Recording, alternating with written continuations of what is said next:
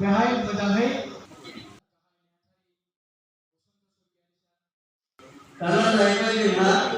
बे महाराजा बाथौ आश्रमाव दुलाराय बाथौ गौतमनि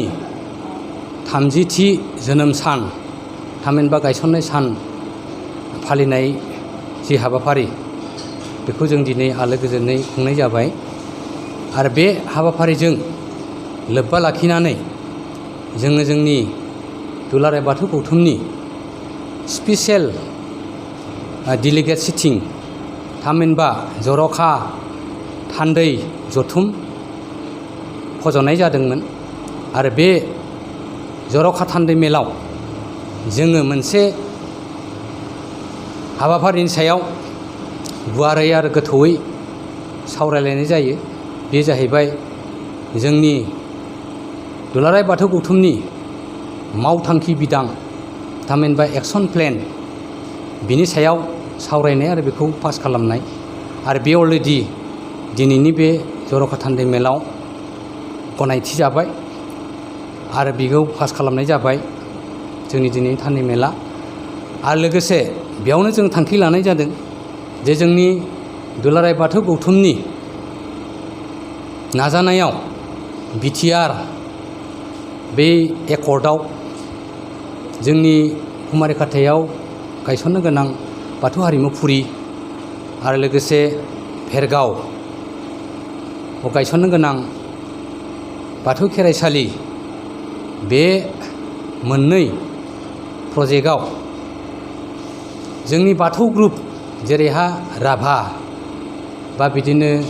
सनल कसारि बिदिनो जोङो मान्दाय कसारि हाजं कसारि डिमासा कसारि बायदि बायदि कसारि ग्रुप बाथौ ग्रुप दं जायफोर बायथु बायखु बायसु होननानै फालियो थिग बिथांमोननिबो स्किम आरो प्रजेक्ट जों जिथुखौ लाबोफादों थानसालिनि दा बिथांमोननि महरखौ बिथांमोननि थानसालिखौ जाहाथे मोजाङै मोजां लुफुंनो जोंजों लोगोसे हेफाजाब होनो हायो बिनि थाखाय थाबैनो बिथांमोनखौ जोङो हांख्रायनो थांखि लादों आरो हांख्रायनानै जों सावरायगोन सावरायनानै बे मोननैबो प्रजेक्टखौ आबुङै मावफुंनायनि थांखि लादों। बिनि अनगायैबो जोंनि गेजेरावनो थानाय जि माने बाथौ ग्रुपफोर दं जेरैहाय रुपामनि बा बिदिनो जांख्राव थामहिनबा ब्रह्म बाथौ शिब बाथौ सोरजिगिरि बाथौ बेबादिनो बे अजित बाथौ जयनारायण बाथौ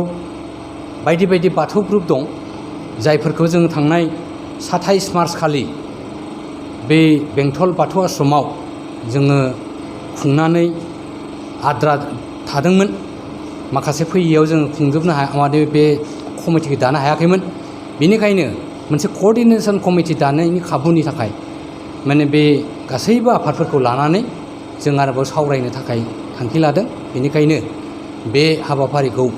थाबैनो मावफुंनो थाखाय जोङो दिनै सावरायनानै गरन्थ लादों। गुबुन गुबुन जिल्ला गुबुन गुबुन बायदि बायदि बियाबाव गामियाव जोङो मोजाङै राफोद खालामनो थाखाय लाइमोन माइनाव आरो गागि आफादनि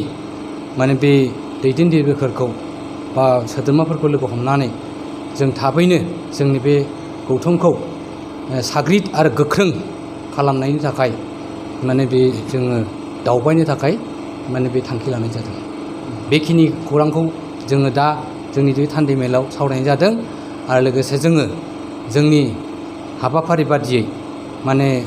जोंनि माइनाव जोंनि लाइमोन जोंनि गागि आरो दौरि हान्जा गासैखौबो जेरावबो जेरैबो साखा फारायै हेफाजाब होनो थाखाय जोङो बिथांमोननो खावलायनाय जादों। दा बेखिनि खौरांखौनो माने जोङो दिनै सावरायनाय जादों।